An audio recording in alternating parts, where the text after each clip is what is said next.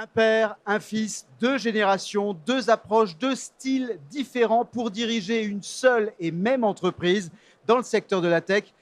Comment est-ce possible? On vous explique tout ça ici au plateau Lazare et Verial en plein cœur de Tech Fest 2026. Bienvenue au match imparfait de la rédaction avec Bref Echo.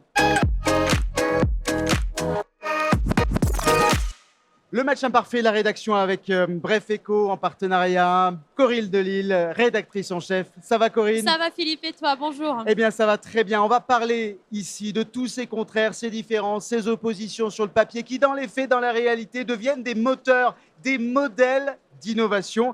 Eh bien il y a des entreprises comme ça, gérées de père en fils. C'est pas nouveau. Il y en a même qui se transmettent de génération en génération dans une seule et même famille depuis au moins 2 siècles. Tu sais comment on les appelle ces gens-là? Les Énochiens. Les Énochiens, voilà, il paraît qu'ils ont même un club. Tu es au courant, non? Voilà. Les Énochiens. Alors, sans aller jusqu'à là, jusqu'à autant de longévité, diriger une entreprise en famille et plus encore entre un père et un fils, c'est une aventure entrepreneuriale très singulière. Un équilibre subtil entre héritage, renouveau, expérience, regard neuf. Corinne, c'est toute une aventure. Hein. C'est toute une aventure et les entreprises familiales, c'est 71% des entreprises en France. Elles contribuent à hauteur de 65% au PIB, 69% des emplois. Et en raison de la pyramide des âges, elles seront la moitié à être transmises dans les 10 prochaines années. Or, la France, contrairement à ses voisins allemands et italiens, est un peu en dessous au niveau de la transmission familiale. Ça résulte, on va en reparler, mais peut-être de divergences de vision politique en termes de fiscalité, de transmission des entreprises. Or, selon le baromètre EY de la transmission, 92% des dirigeants souhaitent transmettre leur entreprise au sein même de la famille. Et si la fiscalité reste un enjeu central dans les transmissions, il faut savoir qu'il y a la dimension émotionnelle qui pèse lourd aussi. 54% des transmetteurs craignent de léguer un fardeau, 40% des repreneurs redoutent que leurs prédécesseurs aient du mal à lâcher la prise. On parle de choc des générations.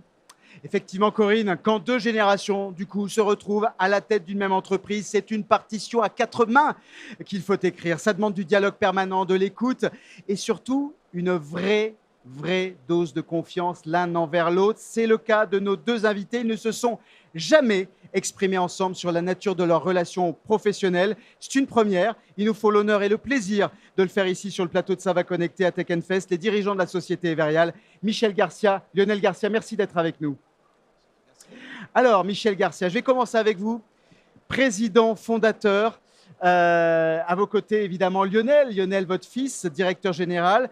Alors, vous, on va dire d'abord, vous co-dirigez ensemble la société Verial, spécialisée, on le rappelle, depuis plus de 30 ans dans la digitalisation des parcours clients et des processus métiers. Mais c'est vous, Michel, qui l'avez créé, cette entreprise. Elle est née comment? C'est né comment, Verial? Alors, au départ, c'était de l'archivage. Au départ, c'était l'archivage. C'est de l'archivage, oui. Et ça a bien évolué depuis. Oui, l'évolution. Au départ, j'étais chez Jet Service, la société que j'avais créée, Transport Express. À l'origine, je crois, d'un Chronopost, hein, c'est ça? Acheté par la Poste?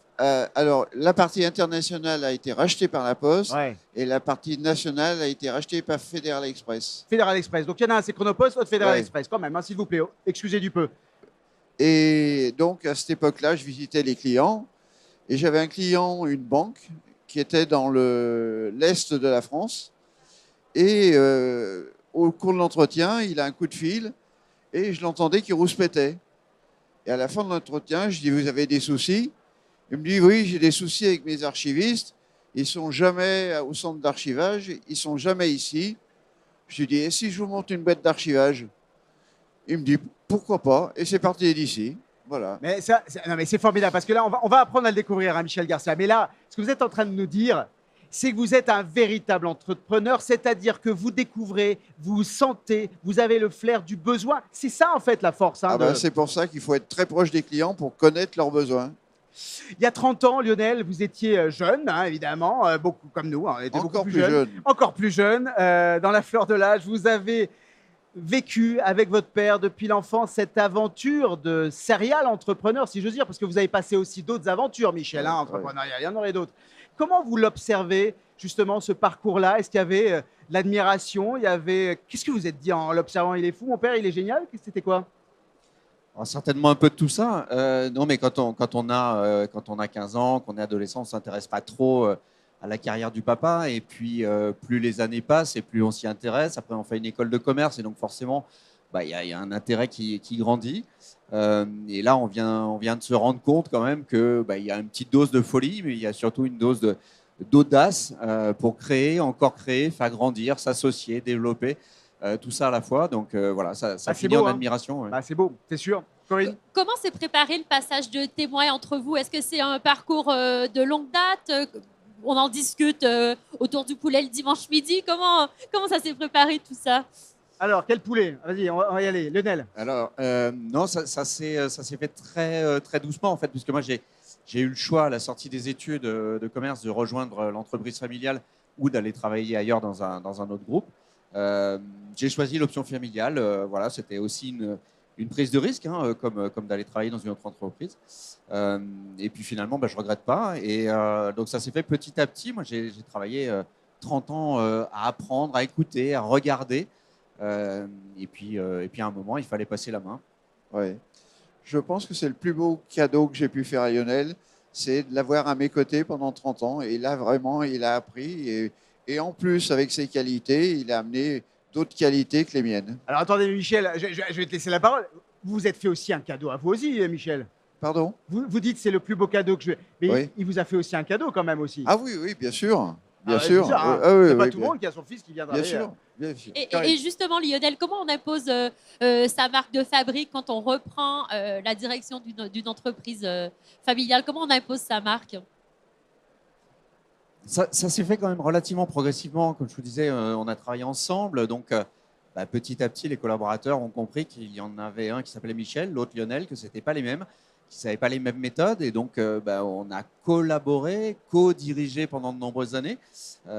Et puis, à un moment, il n'y avait plus que Lionel. Alors, c'est sûr qu'il faut se faire un prénom, mais le nom apporte énormément quand même. Et vous êtes toujours d'accord sur tout? Non. Non, sinon ce serait pas marrant. Michel, quel regard portez-vous sur le dirigeant qui est votre fils? Il dirige, on rappelle, Everyal depuis, ça fait quoi, 15 ans presque maintenant, hein, c'est ça à peu près? 7 ans, mais dans Everyal depuis beaucoup plus. Regard de confiance, regard de bienveillance? Oui, puis c'est une satisfaction parce qu'on a changé de métier, comme vous le disiez tout à l'heure. Moi, je suis parti du papier, de l'archivage, et après, le papier, c'est pas le futur. Et Lionel est venu juste à temps pour prendre la succession avec tout ce qui était digitalisation, l'informatique, des logiciels, etc. Donc, ça s'est passé impeccable. Corinne parlait justement de ces moments où il peut y avoir évidemment un peu de friction, et forcément il y en a. Mais est-ce que vous êtes présent, vous Michel, aux côtés de Lionel au quotidien? Est-ce que c'est une présence régulière? Je n'ai pas dit trop présent, hein, ni très présent, une présence. Est-ce que c'est le cas ou est-ce que vous essayez d'être un peu en retrait Non, je suis présent au quotidien, mais pas forcément pour m'occuper que d'Everial. Et Lionel a les manettes et de temps en temps, je demande qu'est-ce que tu as pris comme décision, qu'est-ce que tu fais, voilà. C'est plutôt information que décision. Cette partie conseil, cette présence justement de votre père à votre côté, elle est importante pour vous, Lionel? C'est quelque chose qui est très important parce que ça évite la solitude du chef d'entreprise, la fameuse solitude du chef d'entreprise. Et là, la grosse force, c'est que quand je me retourne, je ne suis pas seul, même si effectivement mon père est plus aux manettes et au quotidien sur les détails de la gestion de l'entreprise. Mais il y a toujours cet œil bienveillant, ce conseil, ce retour d'expérience, alors qui est suivi ou pas suivi. D'ailleurs, c'est des fois difficile à accepter, mais c'est toujours très performant. Et puis il y a la confiance. Hein. La confiance, ça ne se décrète pas, ça s'acquiert. Entre vous, cette confiance, elle s'est établie comment? Sous forme d'impact? Ou bien c'est une évidence, elle n'a pas à être justifiée, elle n'a pas à être formalisée? Comment ça s'établit, cette confiance? C'est plutôt une Michel? évidence. C'est évidence. Je pense qu'on ne peut pas être trahi par son fils. Et comme je connaissais ses qualités, donc ça s'est fait tout simplement. Lionel? Non, pas de pacte.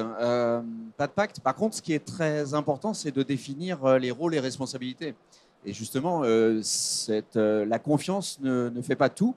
Et si les règles ne sont pas clairement établies de qui fait quoi et qui est responsable de quoi, on peut vite se marcher sur les pieds. Et là, il n'y a plus que la confiance et ça ne suffit pas. Donc là, la confiance, c'est un peu le socle de la gouvernance, hein, finalement. C'est ça qu'on comprend. Lionel, vous évoquiez tout à l'heure le regard que vous portez l'un sur l'autre. Vous avez conscience aujourd'hui d'apprendre l'un de l'autre au quotidien?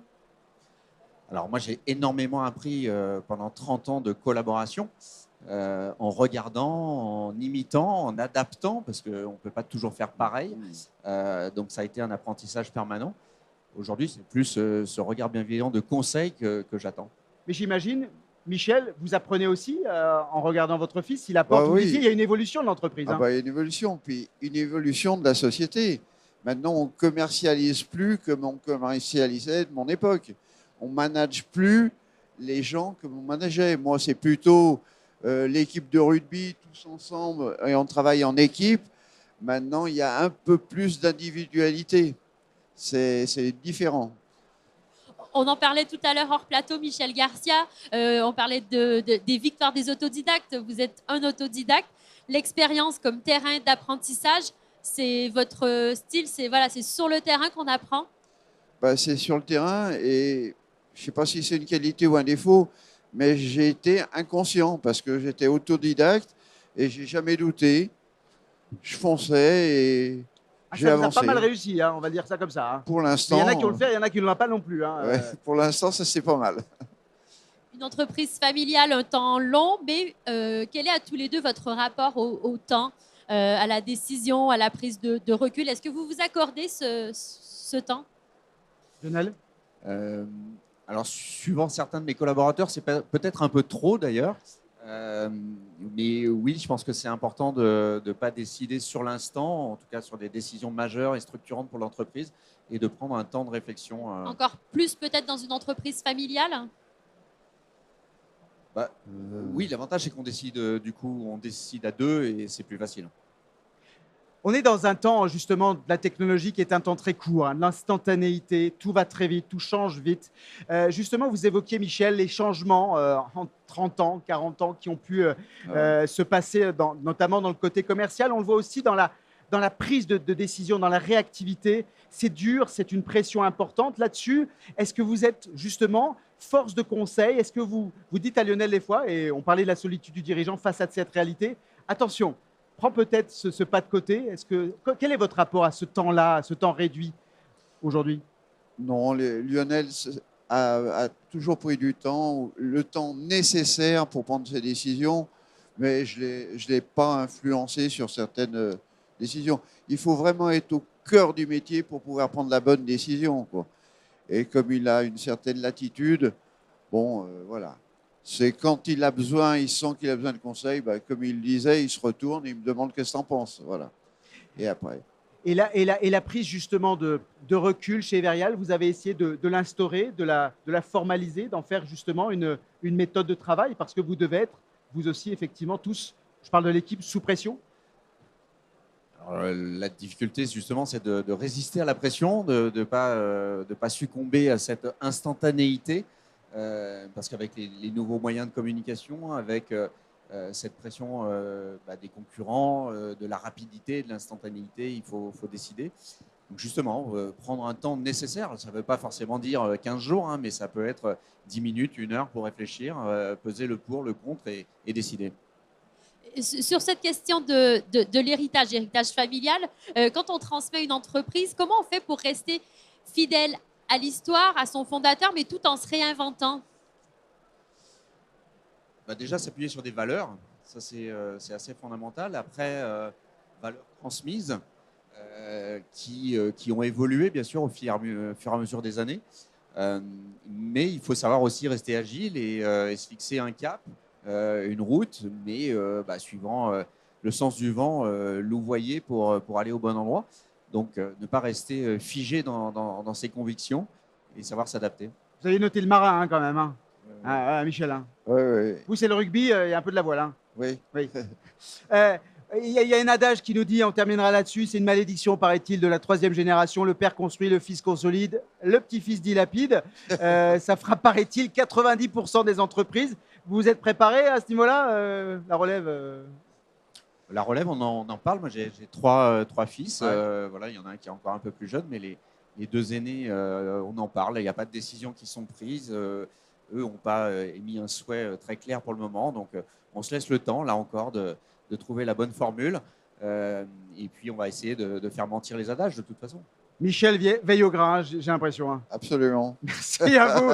C'est ici que se termine le match imparfait de la rédaction avec Michel Garcia, Lionel Garcia. Merci à vous, messieurs, Merci d'être à venus vous. nous livrer ce témoignage. Et merci à toi, Corinne de Lille, Bref Echo. C'est ici que se termine le match imparfait de la rédaction en partenariat donc avec nos amis de Bref Echo. Merci à vous. À plus tard.